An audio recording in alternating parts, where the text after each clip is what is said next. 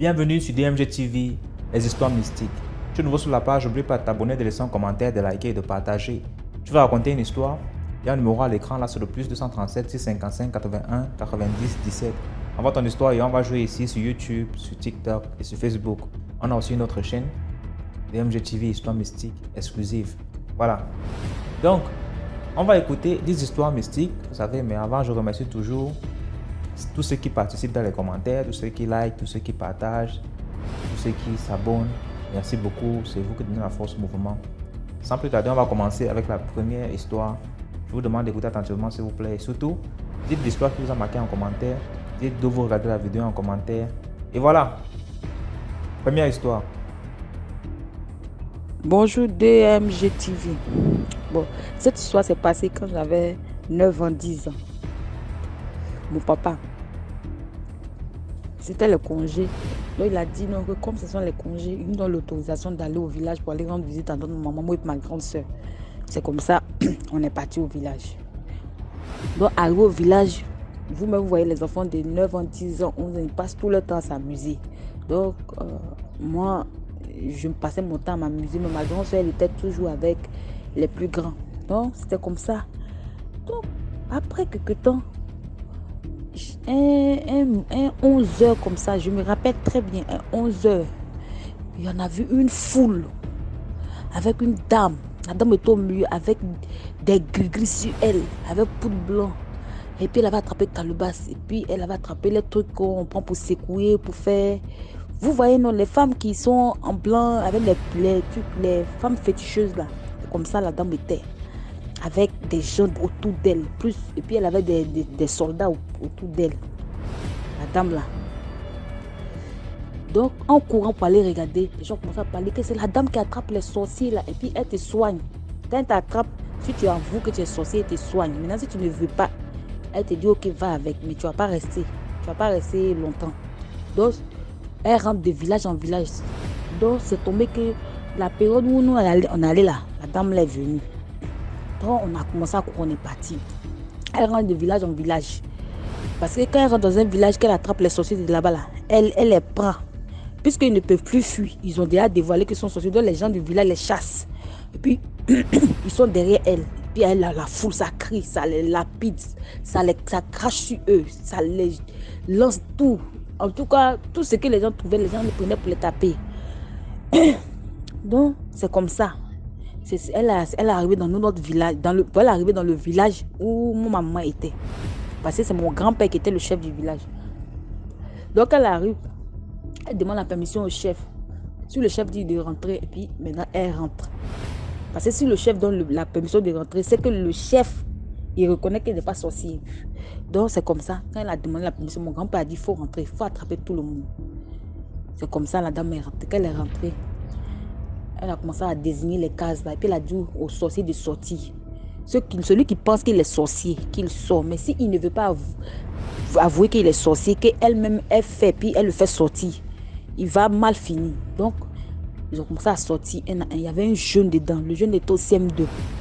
Il était le plus vieux de sa classe. Il avait fait CM2 au moins 6 fois. Le maître de l'école même disait que non, que il ne sait pas comment faire, mais même pour l'envoyer en 6e, ça passe pas. Donc il faut que l'enfant l'entre en 6e forcé. Donc l'enfant, il a fait 6 ans en classe de CM2. Le maître de l'école même dit il a tout fait pour le chasser, mais l'enfant revient toujours. Donc c'était comme ça. L'enfant était comme ça. Il avait vieilli, même il devait avoir 15 ans en classe de CM2 là. Le plus âgé. C'est dans ça, maintenant, la dame a dit c'est pas fini, c'est pas fini. Il y a un qui est là, il n'a pas sorti. Lui-même, c'est le plus dangereux, il doit sortir. Il doit sortir. Le jeune ne voulait pas sortir. Elle a fait ses incantations, le jeune est sorti en vitesse. Il criait, waouh, waouh, waouh. On lui a demandé, toi, tu as fait quoi? Voici le jeune maintenant qui est au milieu. Tout le monde est étonné. L'enfant le plus sage, le plus poli, le plus respectueux, celui que tout le monde envoie, qui va commissionner jusqu'à mettre dans la brousse. Il va faire commission jusqu'à dans la brousse. Le jeune est sorcier. On dit, toi, ta sorcellerie, comment tu pratiques? Parce que les autres, ils étaient un peu vieux. Elle a dit non, ceux-là, ils sont un peu fatigués. Mais lui là, lui-même, c'est un chef même. Il doit expliquer pour lui. DMGTV, tu sais ce qu'il faisait? Son CM2 où il était là, son CM2 où il ne voulait pas quitter là. Déjà, son CM2 n'était pas simple où il était là. Chaque nuit, il se lave dans le mortier. Et quand il se lave dans le mortier, il vole les intelligences des enfants. Ça fait que non, tous les jeunes qui se trouvent dans le village, les jeunes filles prenaient des grossesses. Ça n'allait pas loin. Elles se gâtaient. Les jeunes là, quand un enfant arrive jusqu'au CM2 là, il devient autre chose. Soit il commence à voler les pièges des gens dans la bourse, ou bien soit il vole les récoltes des gens. En tout cas, il y a d'autres même qui fuyaient mais pour aller rester dans la bourse juste pour voler. Il a gâté plein d'avenirs des enfants du village. Plein. Et son mortier était dans la maison. C'est dans son mortier sa maman pilait le foutu. C'est dans son mortier la maman faisait tout. Elle pilait le foutu. C'est dans ce mortier elle lui se lavait. Donc quand elle a commencé à le chicoter spirituellement là, DMGTV, il a commencé à avouer. Il a commencé à citer le nom des gens qu'il a gâtés. Il a commencé à expliquer ce qu'il faisait avec son mortier. Chaque nuit, il se lavait avec. On lui a dit de faire sortir le mortier. Il a fait sortir le mortier. La dame a vu le mortier. Sa maman a commencé à crier. Mais c'est dans ce mortier, j'ai pile le photo. Pourquoi tu fais ça? Il dit non, que lui, il est dans un camp. Et dans le camp là, lui, il ne veut pas donner le sang. Parce que quand tu donnes le sang, le pacte du sang, là, quand tu donnes le pacte du sang, tu es obligé maintenant de donner toujours le sang. Donc quand on lui a demandé, toi tu vas donner quoi? Lui il a dit, il va donner quelque chose que les gens ne vont pas voir, que les gens ne vont pas détecter. Parce que quand il donne le sang, la personne va mourir. Donc lui il veut donner quelque chose que les gens ne vont pas détecter. Donc lui il vole la chance des enfants qu'il voit qui sont brillants à l'école. Et dans sa classe de CM2 où il était là, il y avait plein d'enfants. Parce que c'était l'école, tu vois, les DMGTV, tu vois, les écoles du village, là, les écoles là, c'est les bâtiments soit sont en longueur ou soit il y a un bâtiment qui est en longueur. Et bon, pas les bâtiments. Les classes sont en longueur. Et puis tu vas regarder, il y a au moins 3 classes qui sont à côté. Et puis il y a le bureau du directeur. Et puis il y a une maison qu'on dépose, on dit c'est pour le directeur. C'est un truc comme ça. Donc il dit, comme il sait que non, la terminaison des enfants là, c'est la classe de CM2. C'est pour ça que lui s'est bloqué à la classe de CM2. Et c'est là-bas, lui, il est resté. Pour pouvoir voler l'intelligence des enfants. Donc il a gâté les intelligences des enfants du village. Et lui, on l'a demandé que tu veux renoncer à la sorcellerie. Il dit il ne veut pas. La dame l'a demandé, tu veux renoncer? Il dit il ne veut pas. Que s'il lui renonce à la sorcellerie, lui meurt. Parce qu'en échange, c'est lui sa vie vont prendre. Donc lui ne veut pas. La dame a commencé à faire les incantations. J'ai dit, DMGTV, elle ne le touchait pas, hein, mais son corps s'est déchiré, comme si on le chicotait, mais son corps s'est déchiré, on ne voyait personne, mais son corps s'est déchiré. Quand elle fait, il crie, what? Tu regardes sur son dos, il y a trace, il y a le sang qui coule. La femme l'a fait les incantations, il s'est déchiré. Il lui a dit, il faut donner tes acolytes. DMGTV. Si tu vois même ceux qui sont ses acolytes, tu ne peux pas croire. Il y avait un petit. Il devait avoir 7 ans.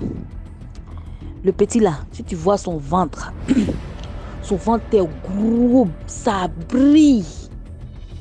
Tout le monde disait dans le village que non, le petit là, quand les sorciers mangent dans son ventre, ils mettent. Que le petit souffre. Déjà, en réalité, le petit, c'est tout ce qu'il mange là. Que lui, il garde son ventre pour manger après. Et puis son ventre était le frigo. Donc le petit, dans sa famille là, il n'a pas tué quelqu'un, mais il les a gâtés tous, il les a rendus fous, folles, misérables. Et puis là où ils habitent là, le coin est loin, comme si c'était une maison de criquets. Il y avait des bruits de criquets là-bas les nuits, criquets. La maison est loin, comme si quand la lumière du village, quand les lampadaires du village frappent là, ça n'arrive pas chez lui là-bas, les nuits. Ils l'ont cité. Il y avait une dame qui vendait la ticket au marché. Elle-même là, c'était avec son pied qu'elle servait. Il a cité la dame là. Oh! Les gens ont commencé à crier. Allez la chercher au marché là-bas. Pendant qu'on partait la chercher au marché, elle est tombée là-bas, elle a commencé à crier, oui, je suis comme ci, je suis comme ça. Genre l'huile qu'elle utilisait, c'était pas de l'huile. C'était pas de l'huile, c'était dans camp de sorciers, c'était chose comme ça, du sang qu'elle utilisait. Puis elle envoûtait les gens du village. Donc le petit a cité, il y a un autre monsieur aussi, le petit a cité le monsieur là. Quand ils ont cité le monsieur est sorti. Quand il est sorti, il a essayé d'effrayer la dame. La dame dit, hey, tu es trop petit pour m'effrayer. Dans ton affaire de m'effrayer là, tu es trop petit. La dame a lancé les incantations. Vous voyez le monsieur qui est par terre, il traîne. Il traîne. Il veut se déshabiller. Elle a dit, attrapez-le, ne le laissez pas se déshabiller. Mais si c'est déshabille nu, alors là, c'est que les gens qui vont le regarder, c'est gâté sur eux. Donc, de ne pas le laisser se déshabiller. Donc, lui-même l'ont saisi, attaché comme un cabri. Il ne voulait pas qu'il se déshabille, ils l'ont attaché. Il dit, ils l'ont attaché dans le dos. Non. Il s'est mort. Il s'est mort. Il se traîne par terre pour se blesser. On dit, hey, attachez-le à un truc comme ça, à un arbre. Parce que s'il se blesse, c'est comme si ce que j'ai lancé, ça ne va pas prendre. Donc, c'est dans ça, l'attacher à un arbre. Il dit, il y avait plein. Il y avait une vieille fatiguée même. Sa peau était comme de l'huile. La peau des gens, quand tu es vieilli, ta peau devient comme si tu avais frotté de l'huile. Elle aussi, elle était dedans. Elle avait une dent. En tout cas, tous ceux qui la connaissent disent que non, les gens sont morts, mais elle est là. Parce qu'à chaque fois qu'elle doit mourir, elle se change. Elle prend quelqu'un, et puis elle prend la force de la personne, et puis elle est toujours là. Elle aussi l'a attrapée. Puis on les a demandé en groupe que vous voulez être délivrés. Ils ont répondu oui, qu'ils veulent être délivrés. La dame l'a dit ok, d'accord, c'est comme ça, suivez-moi. On les a mis dans le groupe des sorciers qu'ils avaient déjà attrapés dans d'autres villages, on les a mis dedans. Puis elle les a ramassés pour partir. Et le groupe qui était derrière elle, le groupe de villageois derrière elle. BMG TV. La morale. Bon, la morale, vraiment, si je dis que non, de ne pas envoyer son enfant au village pour fréquenter, c'est un peu méchant de ma part. Donc, c'est seulement dit, la morale, c'est de faire attention et de prier Dieu. Parce qu'il n'y a que Dieu. Il n'y a pas autre chose derrière. Il n'y a que Dieu. Il n'y a que Dieu. Si ce n'est pas Dieu dans ta vie là, vraiment, tu auras tous les problèmes. Donc, il n'y a que Dieu, la morale. Dieu ou rien. Parce que tu ne sais pas qui est qui. Pour le jeune, on dit, il est le plus puissant là même là. Aïe, tout le monde a pour ça dit, le jeune, il est gentil, lui, il est serviable. Tu le donnes commission pour aller au village. Le gars va dans la bourse pour aller faire la commission, puis il revient. Il charge bagage des gens. C'est lui qui gâtait les enfants dans le village. Et puis les jeunes ont commencé à voler. Ils partaient rester dans la bourse là-bas pour voler les plantations des gens pour aller vendre ça en ville. Les filles là, elles passaient tout le temps. Étant au CE2, elles tombent enceintes. CM1, elles tombent enceintes. CM2, elles tombent enceintes. Aïe. Donc, c'est ce que j'avais à dire. Merci beaucoup. Merci beaucoup pour l'histoire. Maintenant, on passe à la deuxième histoire. Bonjour DMG, bonjour la famille. Alors, je salue l'initiative. Je vous demande de partager, de vous abonner parce que, en tout cas, ça nous éduque, ça nous fait voir des choses dont on ne soupçonnait pas l'existence. Il y a vraiment des gens qui vivent des trucs. C'est vrai que je passe mon temps à écouter. Mais en tout cas, aujourd'hui, j'ai décidé de partager quelque chose. Je vais essayer de ne pas être très longue. Donc voilà, c'est une histoire de famille que je vais vous raconter. Alors, pour donner un titre, je vais l'appeler peut-être aide fatale. C'est un peu théâtral, mais ça va avec le sujet. Alors, il faut savoir que on vivait en famille avec ma mère qui a des petites sœurs, donc mes tantes. Tante que je vais appeler Rose, qui était avec nous, mais qui a eu un travail qui a été affecté à l'intérieur du pays, dans une petite ville. Bon, c'est en Côte d'Ivoire, dans une petite ville de l'intérieur. Il faut savoir que ma mère, c'est un petit frère Toute cette famille, on est assez soudés. Du côté de ma mère, on a presque grandi ensemble, on a partagé plein de choses. Donc, on est assez soudés, même avec l'oncle dont je viens de parler. On a été très proches et tout. Mais à un moment, il s'est séparé de tout le monde parce qu'il est devenu pasteur, je crois. Et dans sa religion, je pense qu'il ne va plus au village, il ne s'approche plus des gens parce que selon lui, les gens sont sorciers au village. Lui qui est censé avoir la force suprême, je suppose, du prix Dieu. Mais en tout cas, personne ne le juge, personne ne... Voilà. Mais il a une femme avec laquelle il a plusieurs enfants, bien que leur situation soit assez précaire. Vraiment, c'est pas compliqué. Il y a des moments où ils ne savent pas comment vivre vraiment et tout. Et il a beaucoup d'enfants. Donc, ma tante Rose, qui a été affectée à l'intérieur du pays, elle appelle pour savoir est-ce que je ne peux pas prendre une des filles de mon grand frère, donc mon oncle, pour l'aider un peu, comme dans la même optique que ma mère a aidé, tout ça, pour l'aider un peu. Étant donné que j'ai une fille avec qui je vis seule ici, dans mon village, là, comme ça, au moins elles vont être deux, et puis elles vont pouvoir s'amuser ensemble et tout, tranquille. Il y a les négociations qui se font parce que mon oncle, là, il donne des conditions, il fait des... Bon, en tout cas, elle finit par prendre la petite. Donc, elle va avec la petite. Entre-temps, elle tombe enceinte. Et un jour, elle revient à Abidjan parce qu'elle revient parfois nous voir pour qu'on fasse les fêtes de fin d'année ensemble avec une autre tante. Donc, on fait ça en famille. Donc, elle arrive plus tôt. Elle était comme à 7 ou 8 mois. Donc, elle arrive. Moi, je rentre à la maison, je la vois, je suis contente et tout. Elle est très, très enceinte. On sait que c'est... Mais elle dit elle va se reposer, elle va passer le temps et tout avec nous. Donc, on est là et le travail, ça commence, comment je veux dire, le travail commence plus tôt que prévu. Ça, c'est difficile, l'accouchement est difficile, elle va à l'hôpital, changer d'hôpital, nanana. Mais les enfants, ils naissent trop tôt, donc ils sont sous couveuse. Elle rentre à la maison, je pense que le lendemain soir, elle ne se sent pas bien, elle a des mauvais pressentiments, elle ne dort pas, donc elle appelle à l'hôpital, vous savez, bon, je ne vais pas juger les autres pays, mais en tout cas, Abidjan, parfois, pour avoir des soins ou pour avoir des nouvelles ou bien des informations, il faut courir après le médecin, c'est vraiment compliqué. Donc, on la met ici, on la met là-bas, elle se lève tôt le matin, elle va à l'hôpital parce que franchement, ça ne va pas, instinct de mère, je crois. Donc, elle avait eu des jumeaux, une fille et un garçon. Elle va à l'hôpital voir les enfants. Arrivée à l'hôpital, on lui dit que la fille est décédée. Ok. Comment ça, ma fille est décédée? J'ai appelé toute la nuit et on m'a rien dit. Parce que je suppose que des infirmières doivent veiller, qui sont de garde, doivent veiller sur les enfants qui sont sous couveuse. Donc, l'enfant va rester là, s'étouffer, mourir et personne ne sait. C'est la personne qui prend la garde du matin qui vient constater le décès. Donc, on donne le corps, elle va faire l'enterrement, on est triste, c'est vraiment triste. Et c'est les périodes de fête, c'est vraiment, vraiment, vraiment triste. Mais il y a le garçon qui reste. Il faut savoir que la fille, elle était plus en forme que le garçon et tout.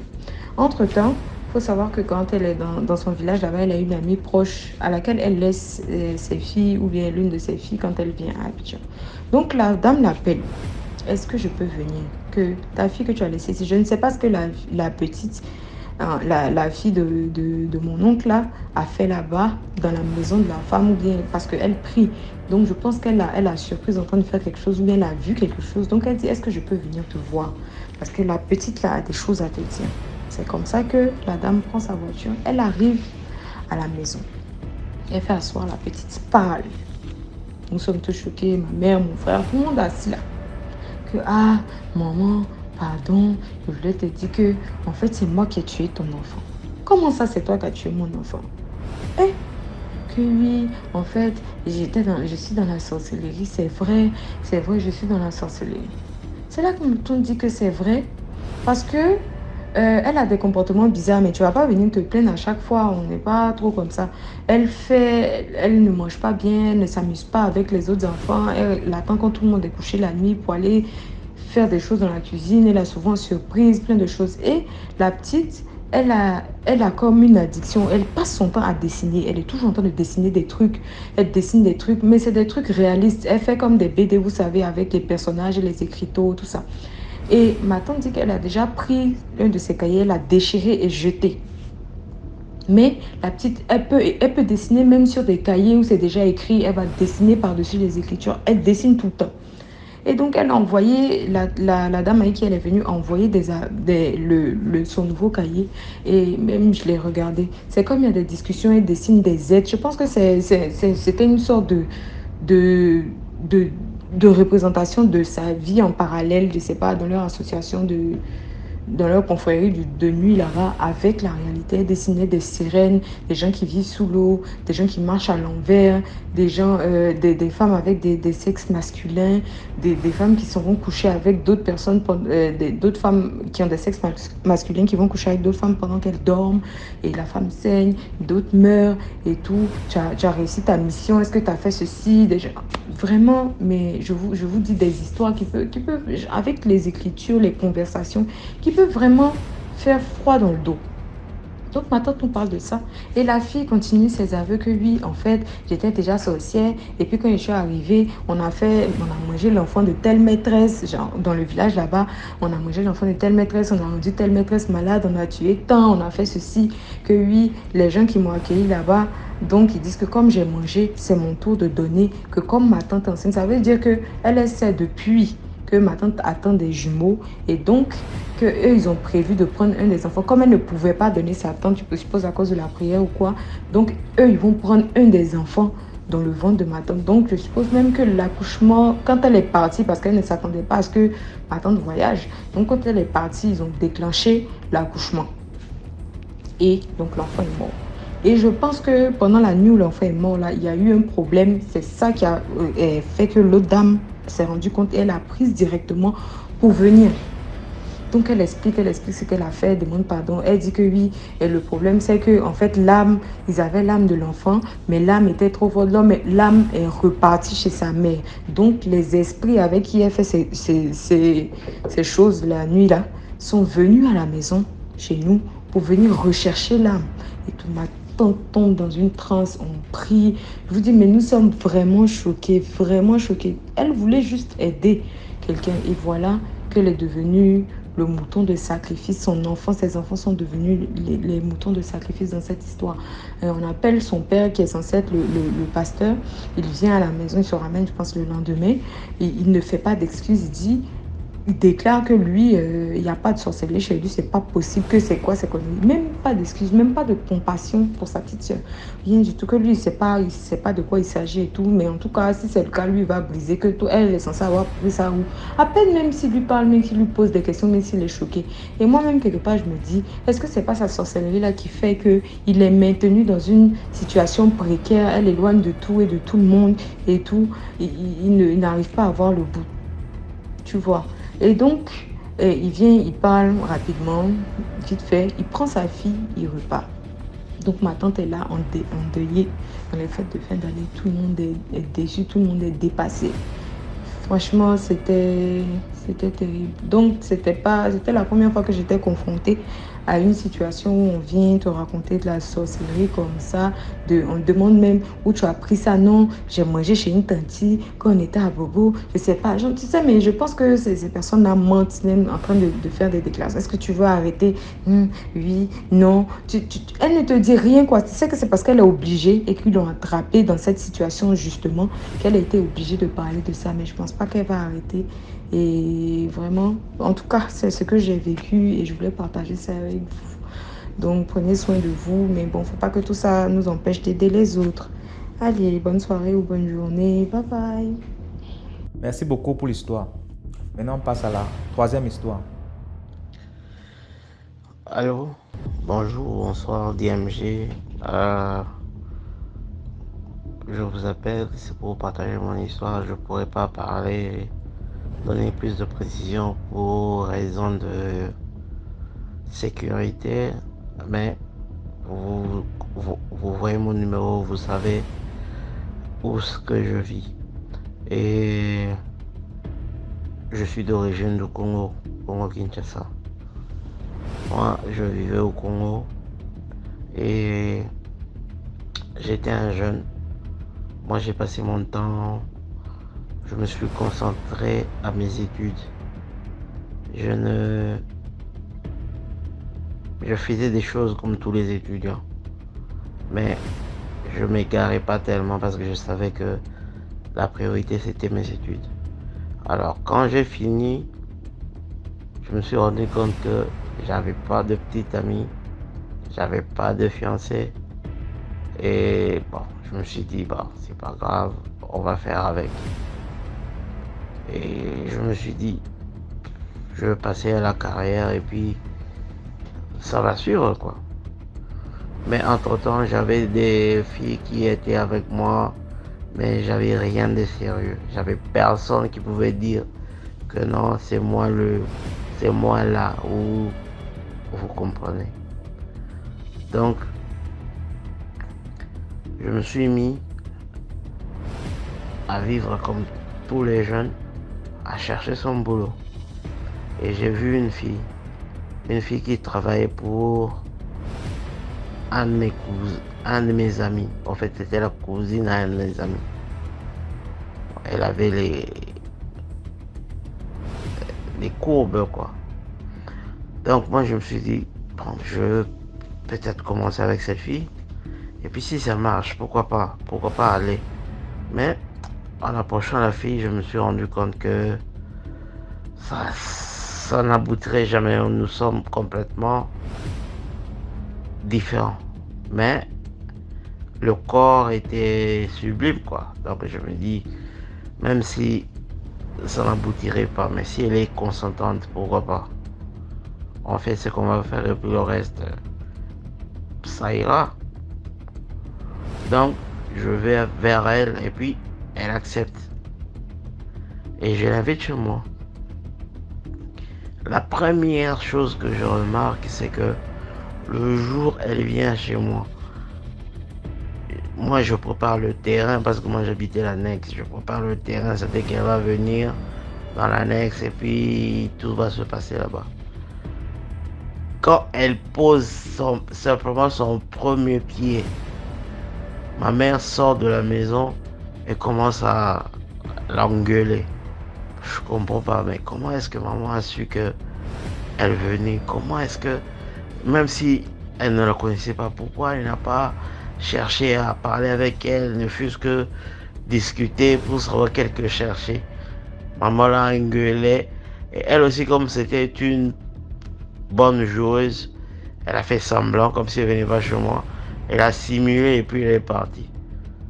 Moi, je l'ai rejoint. Et puis, on a parlé. Elle m'a dit elle ne viendrait plus chez moi. De toute façon, elle a fait ce qu'elle pouvait faire. C'était à moi de créer une autre opportunité. Et moi, je suis resté, mais j'ai dit, mais non, c'est pas possible. Moi, j'avais l'opportunité en or. Ça, c'était une passe en or et puis je rate ça comme ça. Mais il y a une partie de moi qui dit, il faut abandonner. Laisse ça. C'est que tu ne comprends pas, tu laisses. Mais moi, j'étais toujours têtu parce que, bon, en fait, j'étais dans mon esprit, dans ma tête, j'étais emporté, quoi. Et quelques jours après, par contre, son m'appelle, elle me dit, je dois lui chercher un ordinateur. Elle me donne les caractéristiques et puis elle me dit, on trouve l'ordinateur et puis elle me dit, tu vas me l'apporter. Je vous dis, chose curieuse, elle me demande de l'apporter. L'ordinateur dans la ville où elle va, c'est la ville où la petite fille aussi, avec qui j'ai failli être il y a quelques jours, s'en va. Moi, je ne savais pas. Je ne savais rien de tout ça. Je suis allé. Et puis, mon ami me dit, tu vas aller saluer ma famille. D'ailleurs, c'est la ville de ma famille. Je vous dis que c'est à 400 km. Et je vais là-bas. Je trouve la fille. Il y a une partie de moi qui dit, ok, c'est l'occasion. L'autre partie me dit, non, non, c'est trop suspect. Mais comme j'étais trop emporté, j'ai dit non, ça va rien faire, je vais... Et puis ça va passer. Je vous dis que il y a une de ses cousines qui apparemment, je ne connais pas à quel niveau elle a compris ça, si c'était par le Saint-Esprit ou c'était une sorcière aussi. Elle s'est interposée. Elle a dit, personne ne bougera sans que moi aussi je n'aille. Et la fille, ma fille, la fille qui m'a tiré, elle s'énerve.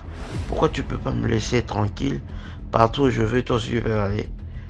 Elle lui dit, ça c'est mon frère aussi, je le connais depuis le quartier. Si vous allez, pourquoi moi je ne devrais pas y être? Donc nous sommes allés. Je vous dis, dans ma tête, je me dis, je vais passer le numéro de ma chambre à la fille et puis on va se séparer et puis on va se retrouver. On rencontre un incident d'abeilles sorti de nulle part devant nous. On voit déjà les gens sont en train d'être agités, mais ils sont pas encore à notre niveau. Moi je leur dis ne bougez pas.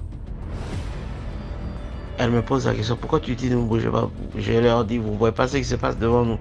Il y a quelque chose qui se passe mais on comprend pas. Vous voyez, les abeilles, vous n'êtes pas capable de tout voir, quoi. Et puis finalement on comprend que ce sont des abeilles. Et je me couche, elle se couche aussi et les abeilles passent. Après je me dis, ça c'est plus normal. Comment il y a autant d'obstacles entre cette fille et moi? Ok, on va rentrer à la maison, je ne veux même plus partir où que ce soit. On rentre à la maison. Je rentre à la maison et puis pour moi c'est fini. La fille essaie, je dis non, pour moi c'est fini. Il y a trop d'obstacles, ça semble bizarre. Et puis je vais apprendre que la fille, elle est orpheline parce que elle a été chassée de chez elle parce que elle a été soupçonnée d'avoir tué sa propre mère dans la sorcellerie. Et puis, telle qu'elle est là, tout le monde sait que c'est une sorcière. Là, je comprends que sa cousine, quand elle a voulu venir avec nous, parce qu'elle savait que j'avais une attirance pour elle, elle a voulu me protéger, mais moi je ne savais pas. Je vous dis que après moi, mon ami, le cousin de cette même cousine est mort bizarrement. Le grand frère de cette même fille est mort. Le grand frère de mon ami, l'oncle, en fait c'est l'oncle, est mort bizarrement. Et là j'ai su que des fois il y a des choses qui nous échappent mais on comprend pas. Mais la vérité est plus dure que ce que l'on cherche. Des fois quand les choses ne marchent pas, il faut pas se plaindre. Il faut chercher à comprendre. Merci beaucoup pour l'histoire. Maintenant, on passe à la 4e histoire. Bon, je sais pas si j'ai été bien comprise, mais si c'est pas le cas, vous allez me le dire, hein. Comme ça, je vais bien raconter avec des détails. Je voulais vraiment faire court pour cette première histoire qui est mon expérience personnelle. C'est juste dans l'optique de conscientiser, hein, et de conscientiser vraiment les jeunes, hein, les jeunes. Voilà. Donc là, pour l'histoire que je voulais raconter, et vraiment aussi dans l'idée de conscientiser, parce que j'entends beaucoup ce genre d'histoires ici sur DMG TV. Il y en a tellement que parfois on se dit, bon, les gens le font juste, les gens préfèrent raconter peut-être, mais non, ces histoires existent. Là, je vais raconter l'histoire d'une jeune fille ici à Kinshasa qui vient de rendre l'âme. Alors, qu'est-ce qui s'est passé avec cette jeune fille? Elle devait avoir autour de 22 ans. Elle avait son fiancé avec qui ils ont fait 2 ans. Une relation un peu, voilà, une relation, on dit ici à Kinshasa, tantôt plutôt, hein. Vous voyez, genre, voilà, qui évolue à pas de torture. Une relation comme ça, le jeune s'est débrouillé. Alors, la fille, elle a rencontré quelqu'un. Elle a rencontré quelqu'un qui lui fait beaucoup de promesses, qui lui dit qu'elle devait abandonner son ancienne relation parce que le gars ne va rien lui donner. Ils ont déjà fait 2 ans, le gars ne pense même pas se présenter chez elle. Et voilà, le gars ne fait rien pour elle. Et c'est une femme, elle grandit, elle évolue déjà. Normalement, elle doit se mettre en valeur, bref, se marier, être, voilà, ça va la mettre en valeur dans sa famille, chez ses amis et tout. Alors, le monsieur s'est présenté comme n'ayant pas de famille ici à Kinshasa. Toute sa famille vit à l'Occident, en Occident, et lui-même, il n'est pas permanent ici. Il vit à Dubaï. Il vient juste vendre ses affaires et une partie de sa famille vit à Lubumbashi. Bref, le monsieur s'est présenté seul devant la fille et il ne lui a présenté personne d'autre. Alors, la fille aussi de son côté, elle n'avait pas présenté le monsieur chez elle. Ils ont fait jusqu'à 1 mois de relation. Tout se passait bien. Et alors que le monsieur voulait rentrer à Dubaï, d'après ce qu'il avait dit à la fille, il a sollicité qu'ils aient des relations sexuelles. Comme ça, lui, il va partir. Et c'est ce qui s'est passé. Il a laissé des cadeaux à la fille, en tout cas, avec de l'argent, beaucoup de cadeaux. Et il est parti. Après ça, la fille elle est rentrée chez elle. Ils ont aussi parlé. Ils ont parlé par téléphone. Au milieu de la nuit, pendant qu'elle dormait, elle a commencé à avoir des douleurs atroces dans son ventre. Elle a commencé à avoir des douleurs atroces, jusqu'à réveiller tout le monde. Et on lui demande qu'est-ce que tu as fait, comment s'est passée ta journée, et voilà. Il y a même des vidéos qui circulent, sauf que j'ai pas voulu recevoir la vidéo, sinon je l'aurais envoyée. On lui a demandé qu'est-ce qui se passe, tu étais avec qui et tout ça, qu'est-ce que tu as fait, voilà, pourquoi autant de douleur, parce que la douleur était tellement inexplicable, elle s'est tordée tellement de douleur que on a essayé de donner des produits, ça n'a pas marché, et là on a commencé à lui poser des questions. Alors c'est là qu'elle a commencé, elle n'a d'abord pas parlé, hein. Et c'est lorsque elle a commencé à avoir des asticots qui lui sortaient par le bas, par voie vaginale bien sûr, des asticots vraiment horribles. Elle a commencé à parler, elle a raconté son histoire, elle a avoué. Malheureusement, ils n'ont pas eu assez de temps. Ils ont essayé de contacter le monsieur, son numéro n'est passé plus et personne ne le connaît malheureusement. Et ça a vraiment causé la mort de la fille. Donc, elle a rendu là. Voilà, je voudrais vraiment conscientiser plus d'un que ces choses sont réelles. C'est vraiment réel, prenons conscience. Et comme conseil par rapport à ces 2 petites histoires, c'est vrai, l'amour, patati patata, mais ce que je vais demander, c'est que pour ceux qui sont chrétiens, pour ceux qui sont musulmans et autres, je sais pas, vous savez, la parole de Dieu ne ment pas. La parole de Dieu ne ment pas. Quand le Seigneur nous interdit d'avoir de relations sexuelles hors mariage, c'est parce que il nous préserve, nous. Ce n'est pas pour l'intérêt de Dieu, mais c'est pour notre propre intérêt.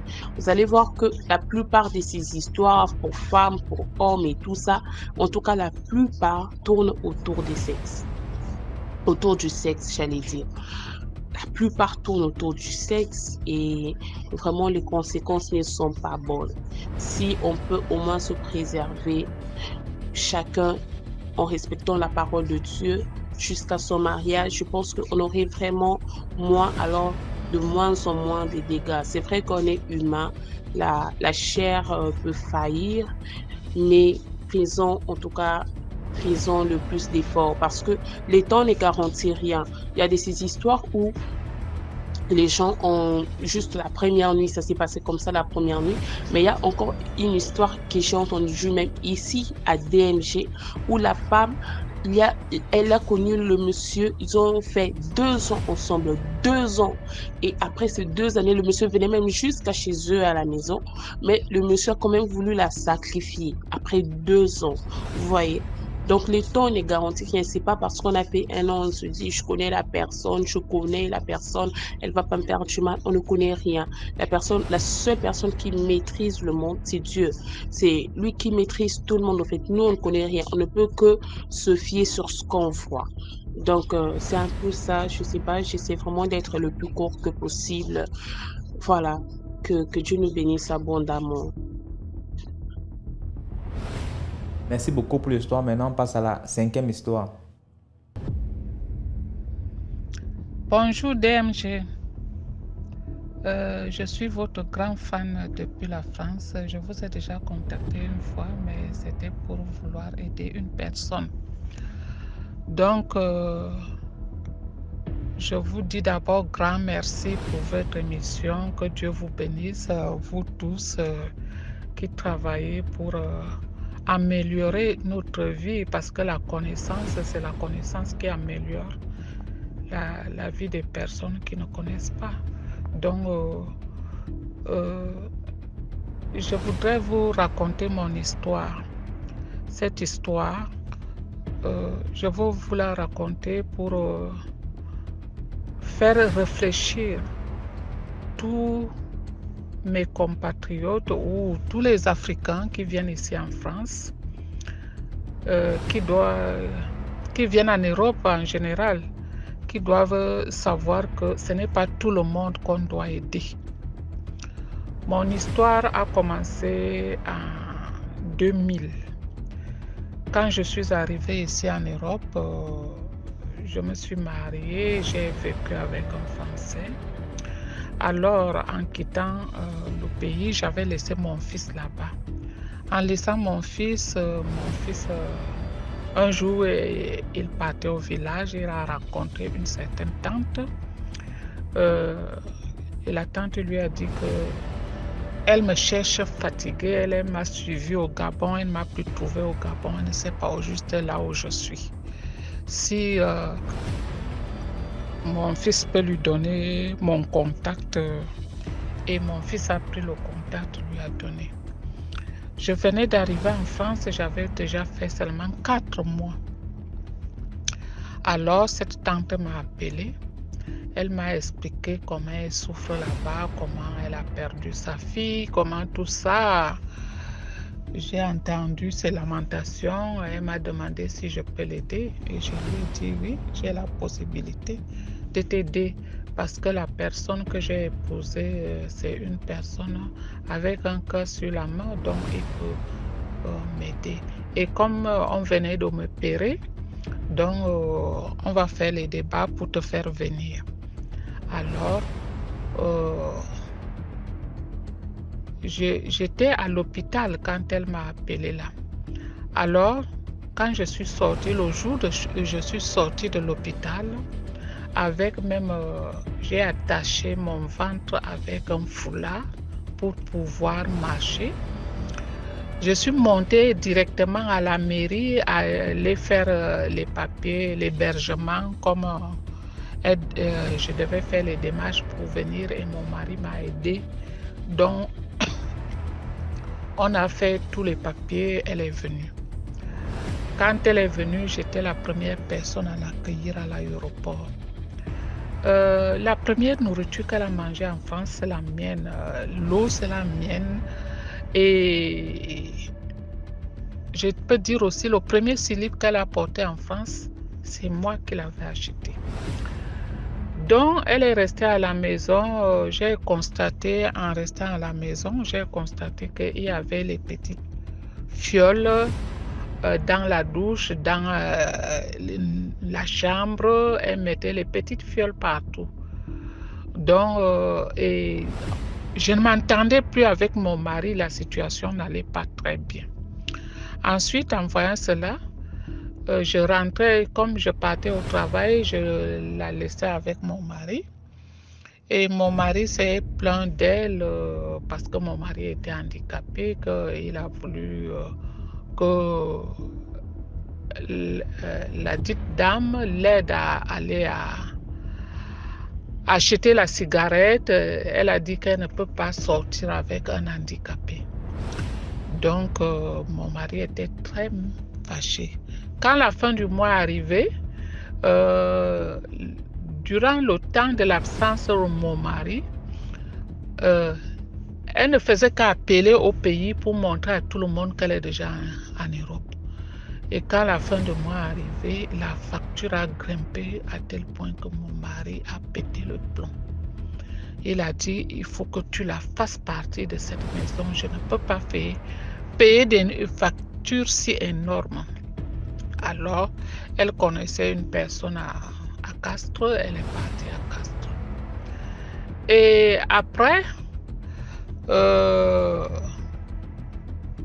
je ne sais pas ce qui s'est passé là-bas. Moi, je suis restée dans mon ménage, mais ensuite, ça n'allait pas. Le jour que je faisais les ménages, chaque fois, je ne faisais qu'enlever les fioles là et je les balançais à la poubelle. Alors un jour, je me suis séparée de mon mari, je suis partie en Maraîchèche. Elle était à Castres et elle a trouvé quelqu'un là-bas qui l'a épousé, tout ça. Et je ne sais pas comment ça s'est passé. Les années, environ 2 ans plus tard, elle m'a appelé, elle me dit ça ne va pas, machin truc. Je lui ai invité chez moi, là où moi j'habitais dans la maison de mon patron. Parce que j'avais une chambre dans la maison de mon patron. On dormait sur le même lit.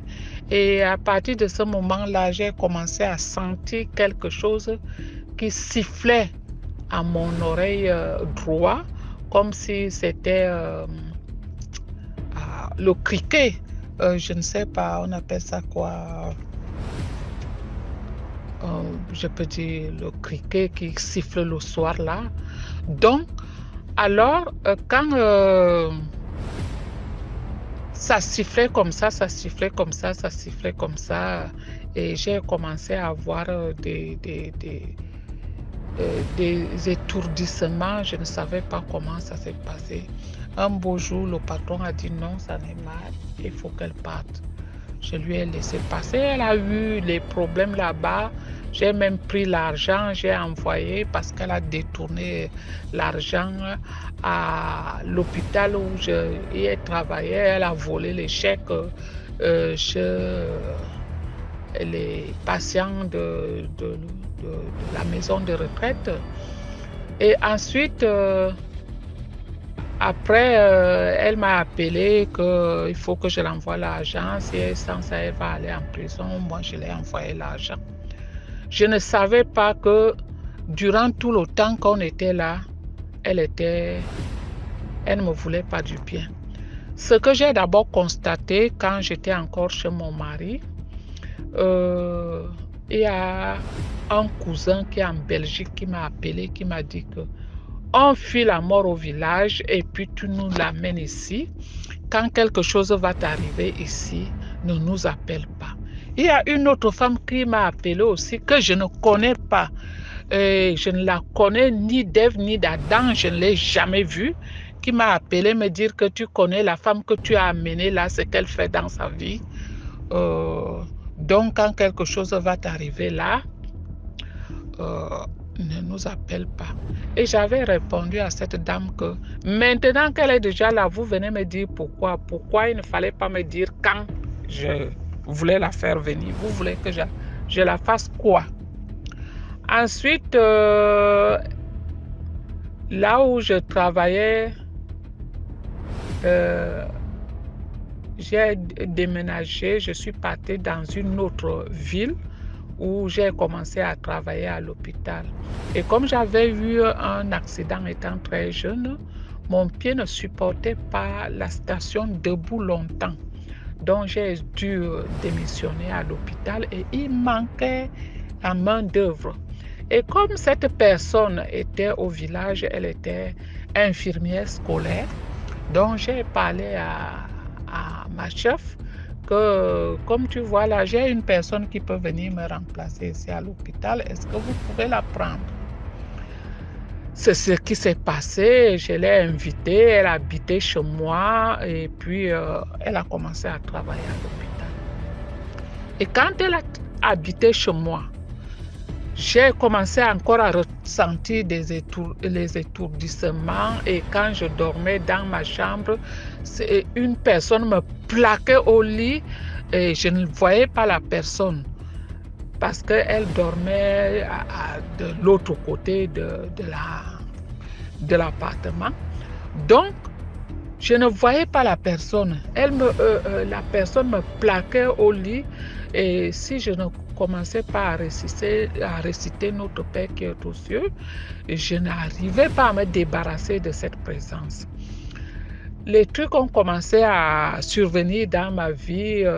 Je marche comme ça, j'ai l'étourdissement à tomber, mon cœur battait la chamade et je suis partie à l'hôpital. J'ai eu l'hypertension, ma tension était élevée jusqu'à 19. Ma tension était élevée. On me demande si jeune comme ça et puis tu as la tension comme ça, qu'est-ce qui ne va pas? Je dis je ne sais pas. Alors j'ai commencé à suivre le traitement, mais malgré ça, la situation ne faisait qu'empirer. Et j'ai cherché, je suis allée voir l'agence qui m'a loué mon appartement pour qu'on la trouve son appartement. Et on l'a trouvée, elle est partie habiter là-bas. Un jour, je faisais une autre formation. Je rentrais de ma formation, elle a préparé le lapin. Elle a amené toute la marmite du lapin venir me donner. Ah, c'est tout simplement pour te remercier parce que sans toi, si je n'ai pas eu ce travail, ceci ou cela, machin truc, moi je croyais que c'était la réalité. J'ai mangé le lapin. À partir de là, les ennuis ont commencé. J'ai commencé à être malade. Quand je m'en vais à l'hôpital, on dit qu'on ne voit rien. On fait tous les examens, on ne voit rien. J'avais aidé aussi une fille du Cameroun là-bas qui habitait aussi chez moi de temps en temps. Alors, quand j'ai dit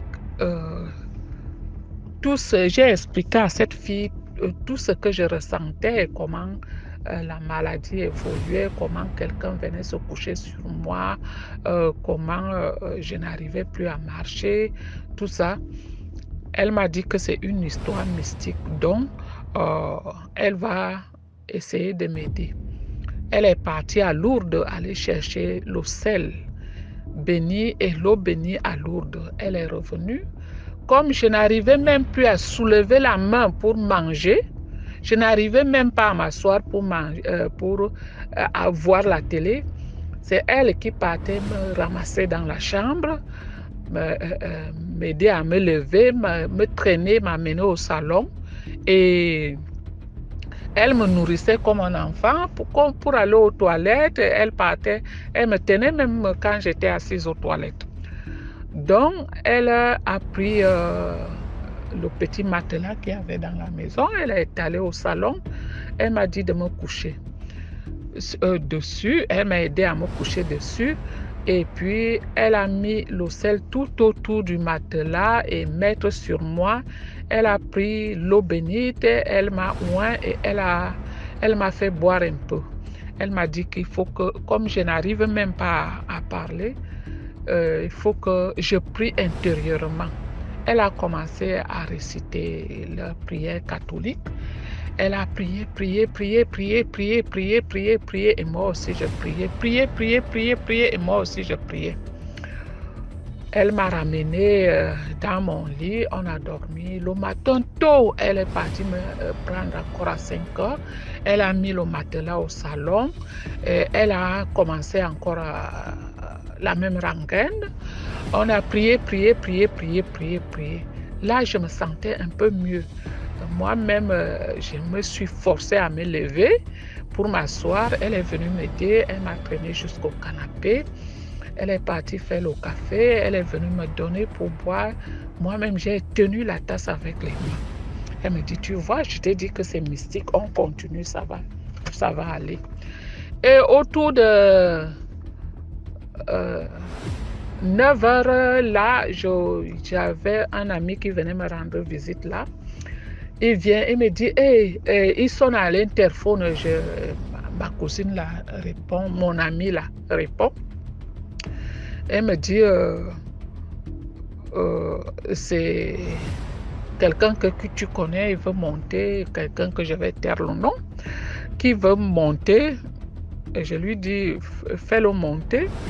Le monsieur est venu, il s'est assis, il m'a demandé comment j'allais. Il me dit, tu sais, tout de suite là, ta tante est tombée au milieu de la place et on est venu la soulever pour l'amener à l'hôpital. Elle voulait aller au travail, elle est tombée, on est venu la soulever et maintenant elle est aux urgences là-bas. J'ai dit que depuis que je suis tombée malade, elle n'a jamais mis pied ici. Pourquoi moi je vais m'intéresser à elle? Dans l'après-midi, on a fait aussi la même prière. Avant que j'aille me coucher, on a fait la même prière. Et le lendemain matin, quand je me lève, moi-même je me lève, je viens. À 5 heures, on commence encore à prier. Puis je me lève, je m'en vais à la douche, je me douche, je viens m'asseoir, regarder la télé, puis je dis à mon ami là que comme tu vois là, on va aller faire les courses, il n'y a plus grand chose au frigo, on va aller faire les courses. Il me dit qu'attends, on ira faire même autour de 11 heures, on a le temps. Elle aussi est partie à la douche. Le temps qu'elle était à la douche, il était déjà 9 heures. J'attends l'interphone sonner. Je me suis levée et je suis partie à décrocher l'interphone. Et j'entends seulement ma tante là qui m'appelle et me dit, tu m'as amené ici en France pour me tuer. Je te demande, est-ce que tu m'as amené ici en France pour me tuer? Tu m'as amené pour me tuer. Je lui dis, je te tue pourquoi? Dis-moi pourquoi. Il me dit, tu sais de quoi je parle. Tu veux me tuer. Alors j'ai répondu, ah, donc c'était toi? J'ai raccroché. Je suis venue dire à mon ami là, comme tu vois là, c'est ma tante qui m'a appelé, qui me dit que je l'ai amenée ici en Europe pour la tuer. Elle me dit, ah, je t'ai dit que c'était mystique ta maladie là. Tu vois, depuis qu'on a commencé à prier avec l'eau sel et l'eau bénite, tu vois, tu te portes déjà un peu mieux. Et dans l'après-midi, voici mon ami là qui revient et me dit, est-ce que tu as vu ta tante? Je dis non. Il dit qu'elle est devenue noire. Noire. Elle qui est née claire. On l'appelait la chinoise. Elle qui est née claire. Et comme elle mettait encore les pommades dans son teint clair, elle était devenue comme métisse. Maintenant, si tu la vois, elle est noire, comme quelqu'un qu'on a tout brûlé. Donc, je me suis tue. Moi, je suis partie. On est parti faire les courses. Au retour, je viens et puis le lendemain, on refait la prière et mon amie là me dit que comme ça va déjà, elle va rentrer. Je suis restée faire les prières moi-même et quand on se croise, cette dame me fuit, elle me fuit. Dès qu'on se rencontre, elle me fuit. Après, 2 jours plus tard, j'entends seulement que elle est partie au Cameroun. Et 3 jours plus tard, je la revois encore. Elle est partie au Cameroun et elle n'a pas mis longtemps. La voilà déjà de retour. Qu'est-ce qui s'est passé? C'est mon frère qui m'appelle au Cameroun et me dit que la personne que tu as amenée là-bas en France est venue se soigner ici et dit que tu voulais la tuer. Qu'est-ce qui s'est passé? C'est là que je me mets à raconter cette histoire. Après, elle a envoyé les hommes chez moi venir faire la monnaie. Je ne savais pas, c'était mon voisin, donc je ne savais pas que c'est elle qui a donné l'argent à mon voisin pour me demander de lui faire la monnaie. Elle a pris l'argent. Elle est partie faire la monnaie. Elle est partie prendre... Elle a pris mon argent plutôt. Je ne sais pas. Elle est partie féticher avec ça. Je ne sais pas. Et à partir de là, j'ai recommencé à tomber malade. Et comme elle habitait chez moi, elle avait fait le double des clés. Mes slips ont disparu. J'avais un string rouge, un string noir avec une grosse fleur rouge derrière. Le string a disparu dans ma maison. Ma poire que je me purgeais a disparu. Beaucoup de choses ont commencé à disparaître. Quand j'ai vu comme ça, j'ai changé la serrure de ma maison. J'ai mis une autre serrure. Alors, j'ai commencé à être malade, aller au Cameroun. Chaque 3 mois, il fallait que je voyage. Chaque 3 mois, ma vie n'allait pas. Chaque 3 mois, il fallait que je voyage. Dès que je rentre du Cameroun, elle me voit comme ça, elle prend fuite. Mais après quelques jours, ça recommence. Toujours. Jusqu'à l'heure que je vous parle là, je suis partie faire 3 ans au Cameroun.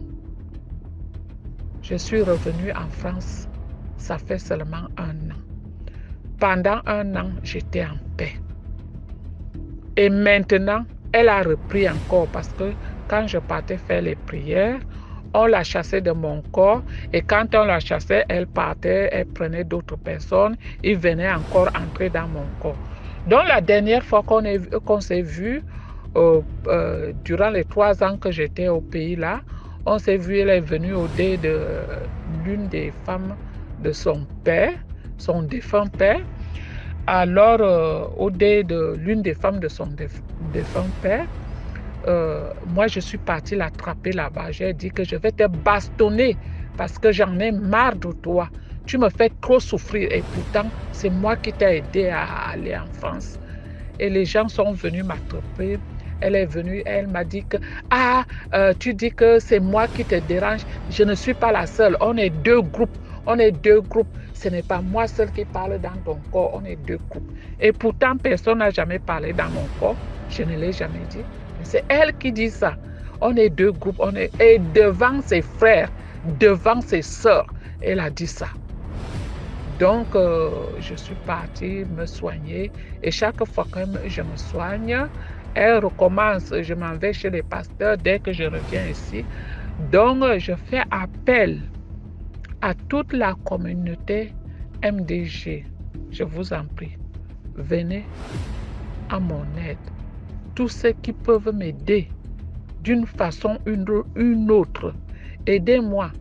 Moi, je n'avais pas envie de faire le mal. Si je suis encore en vie aujourd'hui, c'est parce que je n'ai jamais fait de mal à quiconque comme ça. Je n'ai jamais eu l'intention de faire du mal. Si j'ai fait du mal, peut-être inconsciemment, mais je n'ai jamais eu envie de faire du mal à quelqu'un. C'est pour cela qu'un jour, elle est venue s'asseoir dans mon canapé, me dire, en ce temps-là, je ne connaissais pas vraiment qu'est-ce qui n'allait pas. Elle me dit que on cherche à te tuer, tu ne meurs pas. Pourquoi? Dis-moi comment on t'a fabriqué au Cameroun. Je lui ai demandé comment on fabrique les gens. Je sais que on m'a mise au monde, c'est tout. On ne m'a jamais fabriqué. Elle me dit non, tu sais ce que je dis. Et elle est sortie du coup. Donc, si elle n'a pas réussi à me tuer, c'est parce que je n'ai jamais fait du mal à cette femme. Donc, je prie la communauté MDG de m'aider si quelqu'un a une solution parce que à l'heure que je vous parle là, je suis même en train de jeûner. Je fais des jeûnes de 3 jours à sec. J'ai fait les jeûnes maintenant, je suis à 1 semaine et demie de jeûne. Donc, je jeûne dans la journée, le soir je mange. Et je prie beaucoup. Mais cela n'empêche pas les personnes qui en veulent à ma vie de venir parce que chaque fois, une fois que j'ai eu des couches de nuit, donc ils entrent par les couches de nuit. Dès que j'ai une couche de nuit, c'est un mauvais esprit qui entre dans moi. Donc, je prie tous ceux qui peuvent m'aider à m'aider. Et je remercie tous ceux qui vont écouter cette histoire, liker et abonnez-vous. Peut-être en racontant à d'autres personnes mon histoire, peut-être l'aide me viendra de quelqu'un que je ne connais pas. Donc, merci, c'était mon histoire, DMG. Merci beaucoup pour l'histoire. Maintenant, on passe à la 6e histoire. Commentez, likez, partagez. Donc, écoutez la 6e histoire. Salutations à DMG, salutations à toute la communauté. Donc n'oubliez pas de liker, de partager. Voilà, c'est toujours important pour le travail de sensibilisation. Alors donc je vais comme ça vous raconter l'histoire. L'histoire se déroule au Gabon. À l'époque, j'étais en première année d'université. Je venais d'avoir mon bac donc. Et on avait pris un appartement où je vivais avec des amis et ma petite amie à l'époque. Donc voilà qu'une nuit, je vais faire un songe. Je fais un songe et le scénario du songe se déroule dans notre chambre. Et sur notre lit, je suis en train de dormir avec ma petite amie et je vais rêver qu'elle se fait abuser. Donc il y avait des personnes qui étaient autour d'elle qui essayaient de la brusquer pour l'atteindre sexuellement. Et c'est comme ça que je vais intervenir. Donc je vais intervenir, je vais repousser les personnes et au bout d'un moment, je vais me retrouver bloqué sur le lit. Donc les personnes que j'essayais de repousser vont se retourner contre moi. Donc je précise que j'avais pas la possibilité de pouvoir détecter, voir les visages des personnes concernées. Et donc dans le son, je vais me retrouver bloqué sur le lit. Je vais retrouver mes bras bloqués, mes jambes bloquées. Donc j'essaie de bouger et je n'arrive plus. Et au bout d'un moment, je me rends compte en fait que ce n'est pas juste une histoire de songe, ce n'est pas juste une histoire de rêve, mais je me sens impacté également dans la réalité. Voilà, je me sens impacté au point où j'essaie de me débattre. Je me rends compte maintenant que je veux sortir du rêve. Je veux me lever pour pouvoir me débattre. Je n'arrive plus.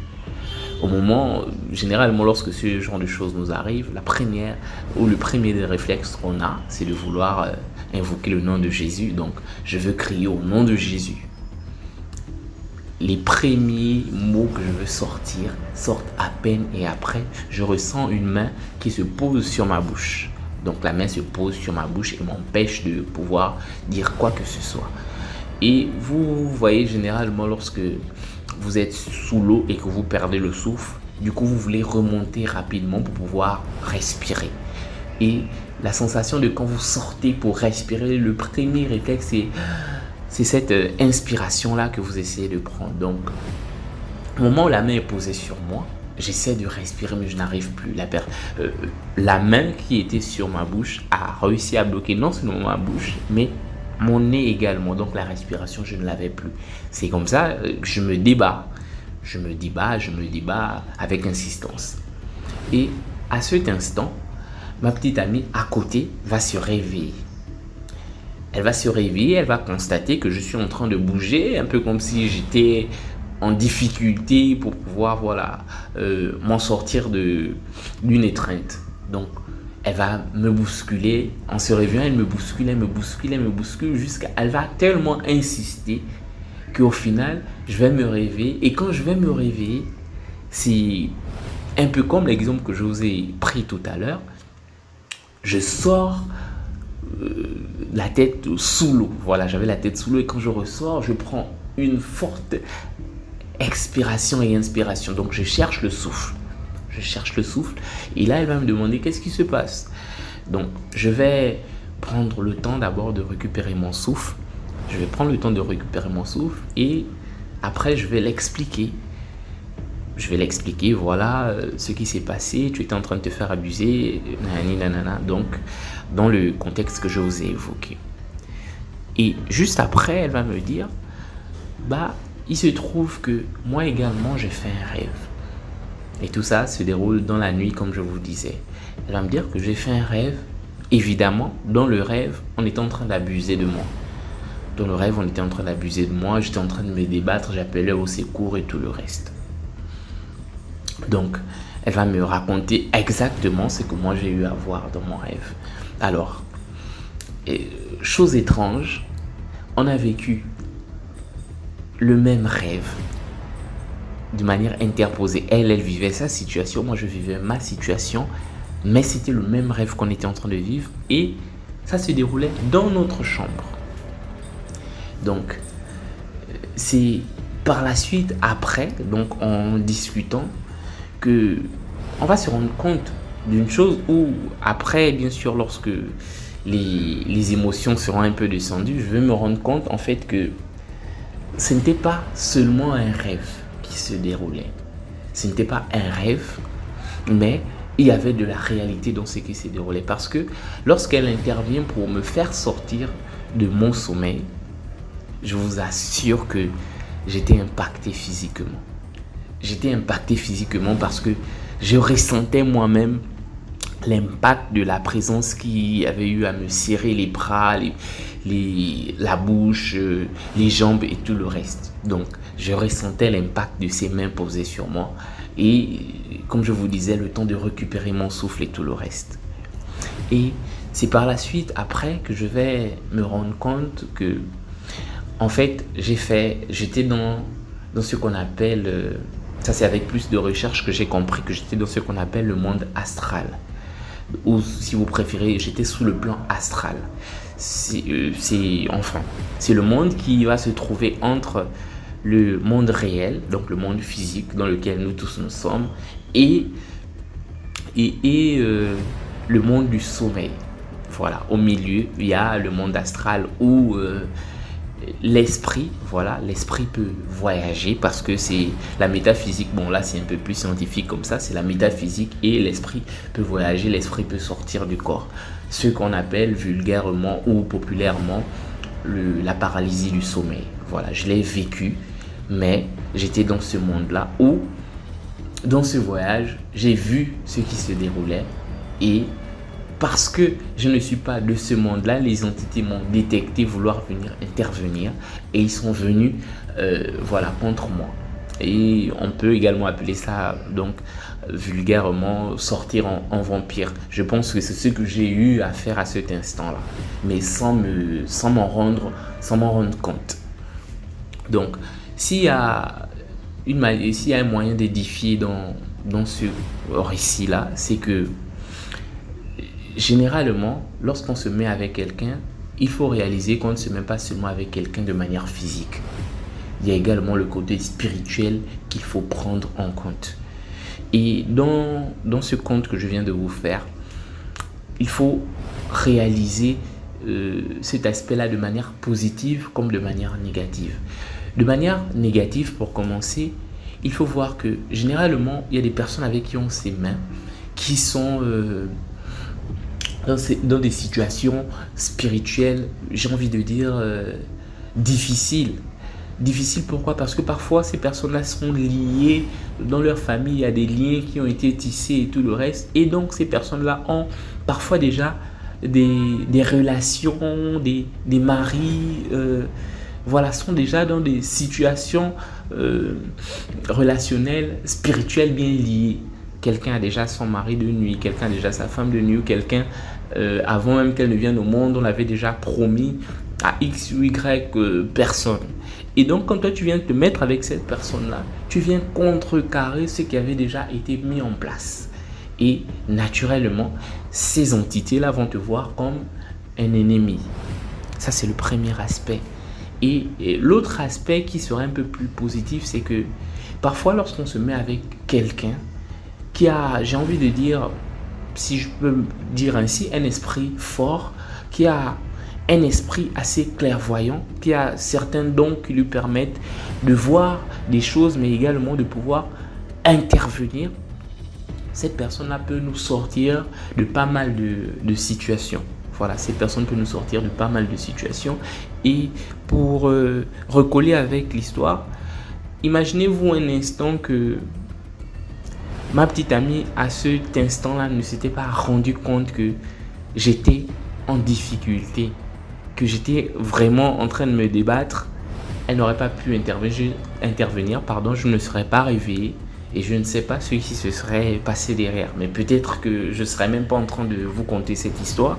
Et à l'inverse également, imaginez un seul instant que j'avais pas pu intervenir à cet instant précis où elle se faisait abuser. Peut-être que spirituellement, il y aurait quelque chose qui se serait passé de son côté. Voilà, donc c'est toujours important de savoir non seulement le partenaire avec qui on se met, d'avoir une once d'appréhension sur le côté spirituel, c'est toujours important. Voilà, donc maintenant aussi chacun peut voilà, en tirer une leçon. Donc c'est un peu ça. Allez, portez-vous bien et merci pour la possibilité qui nous a été donnée de pouvoir raconter pour édifier. Donc à la prochaine pour une autre histoire. Merci pour l'histoire. Voilà, c'était tout pour aujourd'hui. J'espère que vous avez apprécié le programme d'aujourd'hui. Abonnez-vous, commentez, partagez, activez la cloche de notification pour ne pas manquer les prochains épisodes. Comme ça, on va toujours être à la page. Voilà, merci de laisser vos histoires au numéro WhatsApp plus 237 655 81 90 17. Et on va jouer ici. Passez une bonne journée et on se prend demain.